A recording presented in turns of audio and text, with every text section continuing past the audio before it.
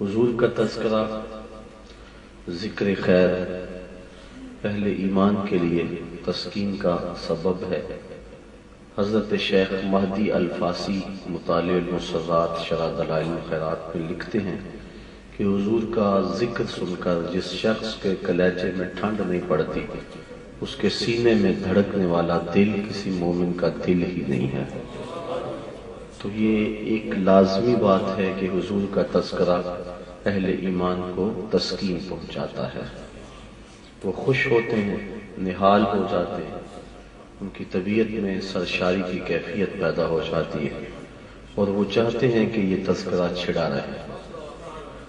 باتوں کی خوشبو، تذکروں کی خوشبو پھیلی رہے اور گھر گھر حضور کا تذکرہ ہوتا رہے۔ صدیوں قبل حضور دنیا پہ آئے، لیکن کائنات میں سویرے آج تک موجود ہیں۔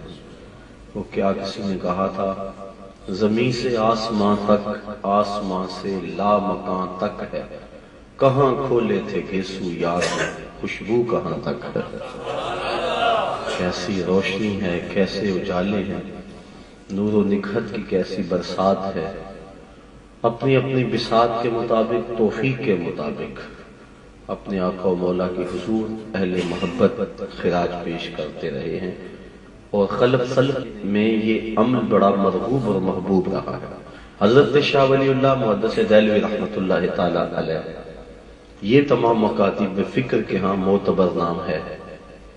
آپ فرماتے ہیں میرے والد شاہ عبد الرحیم محدث دہلوی رحمۃ اللہ تعالی علیہ ہر سال حضور علیہ السلام کا میلاد منایا کرتے تھے، اور اپنی توفیق اور مقدور پر کوشش سے احباب کی ضیافت کرتے۔ ایک سال حالات پتلے تھے تو من کی منشا پوری نہ ہو سکی، سوچا ناغہ نہ ہو، بنے ہوئے چنے ہی سامعین کی ضیافت میں پیش کر دیے، لیکن دل میں اضطراب اور قلق تھا کہ اس مرتبہ میں اپنے من کی منشا پوری نہیں کر سکا۔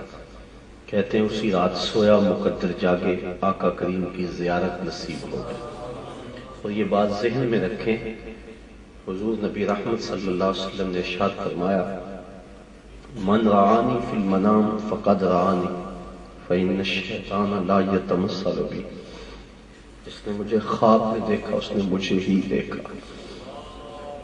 ابن ماجہ شریف میں 6 طرق سے یہ روایت مروی ہے، کہا اس نے مجھے ہی دیکھا، اور شیطان خواب کے اندر بھی آ کر حضور کی مثل ہونے کا دعویٰ نہیں کر سکتا۔ اور اس ضمن میں دوسری بات یہ ہے کہ حضور نے کرم نوازی فرمائی اور ارشاد فرمایا، بخاری شریف کی روایت ہے، من رعانی فی المنام فسیرانی فی الیقظہ۔ جس نے مجھے خواب میں دیکھا ان قریب جاگتے بھی دیکھ لے گا۔ شارحین فرماتے ہیں اگر ساری زندگی نہ بھی دیکھ سکا تو وقت نظار محبوب سامنے ہوگا، اور اگر اس لمحے حضور کی زیارت نصیب ہو جائے تو اور کیا چاہیے، سارے دکھ ختم ہو جاتے۔ سوکھا نکلے سا ظہوری جے ویکھ لا صورت تیری۔ تو جو اس مشکل وقت میں حضور کی زیارت نصیب ہو جائے تو اس سے بڑھ کر اعزاز اور کیا ہو سکتا ہے۔ تیسری بات، میں اور آپ خواب میں کسی کو دیکھیں تو وہ محض خواب ہوتا ہے، لیکن اللہ کے محبوب علیہ السلام اگر کسی کو خواب میں زیارت سے نوازتے ہیں تو حضور قصد، ارادے اور مرضی سے اس کے خواب میں تشریف لے جاتے ہیں۔ اور اس ضمن میں چوتھی بات کہ خواب میں ہم کسی سے کچھ وصول کریں تو وہ محض خواب ہوتا ہے۔ مثال کے طور پہ بھوک میں تڑپتے ہوئے سو گئے، رات خواب میں 5 سٹار ہوٹل سے کھانا کھایا، صبح اٹھیں گے پیٹ خالی ہوگا یا بھرا ہوگا۔ کروڑ کی لاٹری نکل آئی خواب میں، صبح کنگال ہوں گے یا مالا مال۔ ظاہر ہے خواب ہی ہے۔ وہ کیا کسی شاعر نے کہا، 100 بار میرے ہاتھوں میں تیرا دامن آیا، جب آنکھ کھلی تو اپنا ہی گریباں تھا۔ کچھ نہیں ہوتا، خواب ہی ہوتا ہے۔ لیکن اگر اللہ کے پیارے محبوب علیہ السلام کسی کو خواب میں کچھ عطا فرمائیں تو کیا وہ بھی وہم اور خواب ہوتا ہے؟ یہ امام بوصیری سے پوچھو۔ رات چادر ملتی ہے، صبح اٹھتے ہیں کندھوں پہ موجود ہوتی ہے۔ حضرت شاہ ولی اللہ محدث دہلوی فرماتے ہیں کہ میرے والد کو حضور خواب میں ملے اور 2 اپنے بوئے مبارک عطا کیے.